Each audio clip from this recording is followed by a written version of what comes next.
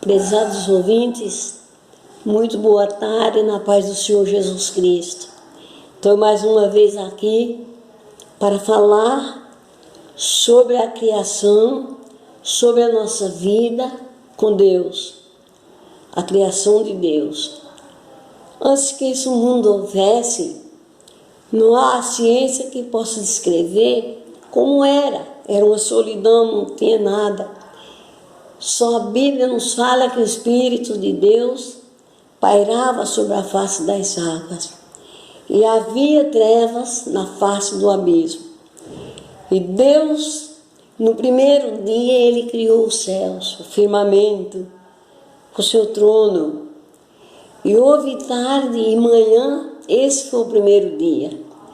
E o mundo foi criado pela sua palavra. Deus criou todos os seres viventes, criou o planeta em que habitamos, a terra, tirado do meio das águas. Deus criou as aves e os pássaros, os animais e todos os répteis da terra. No quarto dia, Deus fez a luz, criou a luz, fez um grande luminar para governar o dia, que é o sol. Deus criou um grande luminar para governar a noite, que é a lua. E o céu Ele bordou com as estrelas. E no sexto dia, Deus olhou o que Ele tinha feito, que era muito belo. As flores exalando seu perfume por toda a relva.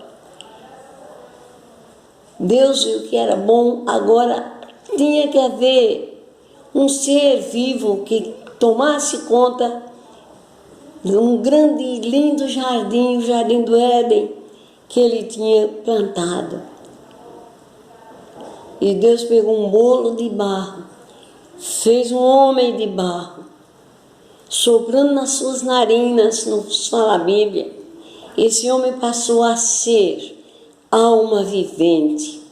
Esse homem não passou a ter uma alma dentro de outra alma. Ele passou a ser uma alma vivente, porque Deus soprou nele um fôlego de vida. E ele tornou a ter um espírito de vida. Esse espírito que lhe foi soprado do fôlego de Deus, um dia, por causa do seu pecado, ele morreu. O espírito não morreu, mas o homem morreu. A alma morreu.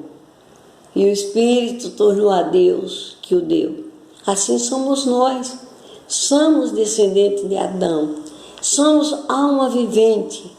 Um dia morremos. Irmãos, ao sabermos que quando Adão pecou, ele e Eva, que foram criados por Deus, caíram no engano do intruso, de Satanás, que tinha sido expulso do céu.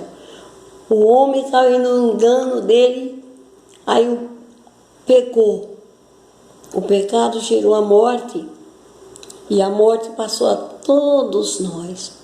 Por isso nós somos alma vivente, e um dia morremos, porque o salário do pecado é a morte.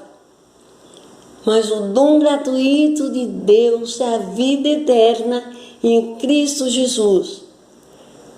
Para isso Deus enviou o seu Filho ao mundo, porque Deus amou o mundo de tal maneira que Ele deu o seu Filho Jesus Cristo, para que todo aquele que nele crê não pereça, mas tenha a vida eterna.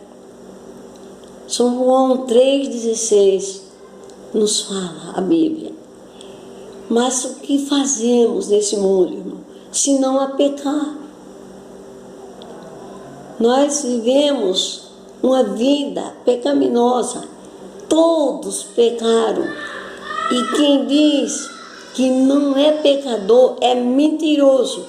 E além de ser mentiroso, ele faz Deus mentiroso. Porque Deus diz: todos pecaram e todos carecem da graça de Deus, da misericórdia de Deus. A graça de Deus enviada a esse mundo Jesus Cristo, para salvar todo aquele que nele crê. O que faremos nós, se não atentarmos para uma tão grande salvação, sabendo o quanto Cristo sofreu nesse mundo e foi morto pelos homens, se entregou na mão dos homens, deu a vida para retribuir a vida a nós. Se crermos, teremos vida eterna. Mas se nós não crermos em Jesus, não crermos nessa criação que acabamos de falar, não é homem que possa discernir o mistério de Deus. O que ele criou foi com vida. Tudo que ele criou tem vida. Mas por causa do pecado, tudo que tem vida morre. Um dia Jesus vai voltar. Ele vai voltar para levar os salvos, aqueles que creem nele e vivem uma vida de santidade, sem reserva do pecado mortal. Jesus voltará outra vez, porque quando ele morreu, quando ele ascendeu os céus, com 50 dias após a sua ascensão aos céus, o Espírito Santo desceu para os apóstolos no cenáculo, para que eles pudessem ter sabedoria de pregar a mensagem da ressurreição de Cristo, que ele estava vivo nos céus, intercedendo por nós, que nós devíamos crer em Jesus. E na sua volta, aí o Espírito Santo desceu e Cristo foi glorificado e passou a um santuário celestial lá nos céus a interceder por nós. Nós temos um mediador entre Deus e o homem, Jesus Cristo, o homem. Ele intercede por nós. Cada vez que nós pecarmos, devemos chegar confiante ao trono da graça, pedir perdão pelos nossos pecados. Jesus intercede por nós ao Pai. Agradecemos a Deus pelo nosso perdão, se confiarmos assim. Porque muito breve o Senhor Jesus vai vir buscar o seu povo. Se você não crê nisso, ou ainda não leu a Bíblia, leia a Bíblia. Se você não entender, procure uma pessoa que entende para ter um estudo bíblico, para que você possa confiar nesse grande Deus que enviou seu Filho para morrer por nós. Uma morte vicária, uma morte de ignomínia. Cristo passou por nós. Mas se você crer e receber Cristo, aceitar Ele como teu Salvador pessoal, se você ainda não creu, não fez isso, creia, porque você não vai temer a morte, sabendo mesmo que um dia nós temos que morrer. E não há vida após a morte, prezados. Ninguém pense que após morrer, terço, missa, reza, vela, nada disso vai salvar ninguém. Uma vez morto, morrendo salvo, salvo eternamente, morrendo perdido, perdido eternamente.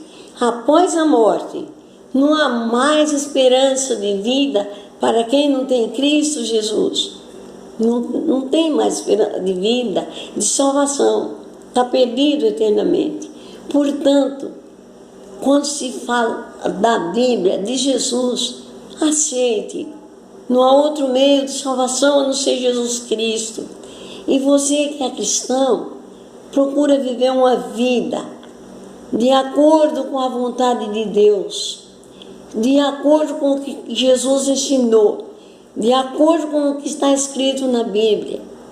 Sede santo, como santo é o vosso Pai que está nos céus. Se assim não fizermos, nada vale dizer que somos crentes. Ser crente é ser um cristão, ser fiel a Deus, ter amor ao próximo.